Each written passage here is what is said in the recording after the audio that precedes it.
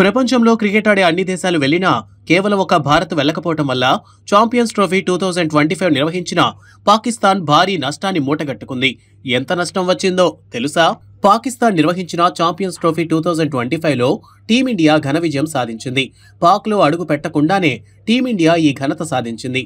దీంతో ఏ champions trophy నిర్వహణతో అయితే తమ కష్టాలు దూరమవుతాయి, క్రికెట్ గాడిలో పడుతుందని అనుకున్న పాకిస్తాన్ క్రికెట్ బోర్డు ఆశలు ఆవిరయ్యాయి. అన్ని దేశాలు వచ్చినా కేవలం ఒక్క ఇండియా మాత్రమే ఆ దేశంలో అడుగు పెట్టకపోవడంతో పాక్ భారీగా నష్టపోయింది. కేవలం లీగు దశ నుండే నిష్క్రమించడంతో పాకిస్తాన్ టీం పరువు పోయింది. ఎవరి చేతిలో అయితే ఓడిపోకూడదని అనుకుంటారో అదే భారత్ చేతిలో చిత్తుగా ఓడి సొంత ప్రేక్షకుల నుండే విమర్శలను ఎదుర్కొంది పాక్. ఇక ఇదే ఇండియా చివరకు పాక్తో ఓ సెమీఫైనల్తో పాటు ఫైనల్ కూడా జరగనివ్వకుండా చేసింది. దీంతో పాక్ ఆర్థికంగానే తీవ్రంగా నష్టపోయింది. నిజానికి 29 ఏళ్ల తర్వాత పాకిస్తాన్కు ఓ ఐసీసీ టోర్నమెంట్కు ఆతిథ్యం ఇచ్చే అవకాశం దక్కింది. కానీ భారత్ కారణంగా ఆ టోర్నీ కూడా పూర్తిగా అక్కడ జరగలేదు. పాకిస్తాన్తో ద్వైపాక్షిక సంబంధాలు బాగా లేకపోవడంతో క్రికెట్ సంబంధాలు కూడా దెబ్బతిన్నాయి. దీంతో పాక్లో పర్యటించేందుకు టీమిండియాకు ప్రభుత్వం అనుమతి ఇవ్వలేదు. ఈ క్రమంలో హైబ్రిడ్ పద్ధతిలో టీమిండియా టోర్నీలో పాల్గొంది. అంటే అన్ని దేశాల మ్యాచ్లు పాకిస్తాన్లో జరిగినా ఇండియాతో జరిగే మ్యాచ్లు మాత్రం దుబాయ్లో జరిగాయి. ఇలా ఒకటి కాదు రెండు కాదు, ఏకంగా టీమిండియా ఆడిన లీగ్, సెమీఫైనల్, ఫైనల్ మ్యాచ్ దుబాయ్లో జరిగాయి. దీనివల్ల పాకిస్తాన్కు భారీ నష్టం వాటిల్లింది. ఇలా పాక్కు ఎంత నష్టం వాటిల్లిందో తెలుసుకుందాం. భారత క్రికెట్ అభిమానులు ప్రపంచవ్యాప్తంగా ఉన్నారు. ఏ దేశంలో ఐసీసీ టోర్నమెంట్లు జరిగినా భారత అభిమానులు స్టేడియానికి వచ్చి మ్యాచ్లు చూస్తారు, డబ్బు వెదజల్లుతారు. దీనివల్ల మంచి ఆదాయం వస్తోంది. దీనివల్ల అక్కడి ఆర్థిక వ్యవస్థకు ఊతం లభిస్తుంది.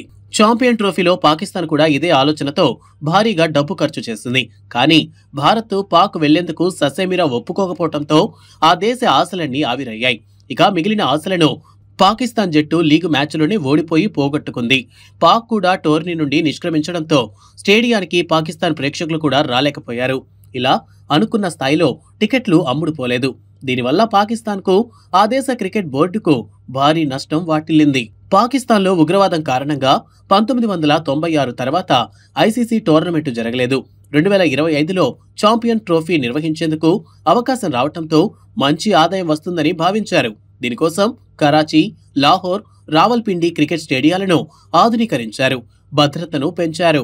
కొన్ని పాక్ మీడియా కథనాల ప్రకారం ఈ టోర్నమెంట్ కోసం పాకిస్తాన్ $64 మిలియన్ అంటే దాదాపు 558 కోట్ల రూపాయలు ఖర్చు చేసింది. దీంతో పాటు ఆతిథ్యం, రవాణా కోసం దాదాపు $9 మిలియన్ ఖర్చయ్యాయి. కానీ దీనివల్ల ఎలాంటి లాభం చేకూరలేదు, నష్టమే వాటిల్లింది. ఛాంపియన్స్ ట్రోఫీ 2025లో పాకిస్తాన్ జట్టు తన దేశంలో 2 మ్యాచ్లు ఆడింది. న్యూజిలాండ్తో జరిగిన తొలి మ్యాచ్లో ఘోరంగా ఓడిపోయింది. రెండో మ్యాచ్లో భారత జట్టు చిత్తు చేసింది. ఈ 2 ఓటముల తర్వాత పాకిస్తాన్ జట్టు సెమీఫైనల్కు కూడా చేరుకోలేకపోయింది. బంగ్లాదేశ్తో జరగాల్సిన చివరి మ్యాచ్ వర్షం కారణంగా రద్దయింది. ఈ మ్యాచ్ల తర్వాత పాకిస్తాన్ స్టేడియంలు ఖాళీగా దర్శనమిచ్చాయి. ఛాంపియన్ ట్రోఫీ 2025 నిర్వహణ కోసం పాకిస్తాన్కు ఐసీసీ నుంచి $6 మిలియన్ అంటే దాదాపు 52 కోట్ల రూపాయలు వస్తాయి. ప్రేక్షకులు రాకపోవడంతో టికెట్లు ఎక్కువగా అమ్ముడుపోలేదు. దీనివల్ల ఆదాయం తక్కువగా వచ్చింది. విదేశీ ప్రేక్షకులు కూడా క్రికెట్ మ్యాచ్లు చూడటానికి పాకిస్తాన్ వెళ్లలేదు. దీనివల్ల టోర్నమెంట్లో ఖర్చు చేసినంత ఆదాయం రాలేదు. ఓ అంచనా ప్రకారం ఛాంపియన్స్ ట్రోఫీ నిర్వహణలో పాకిస్తాన్కు దాదాపు $195 కోట్ల నష్టం వాటిల్లింది.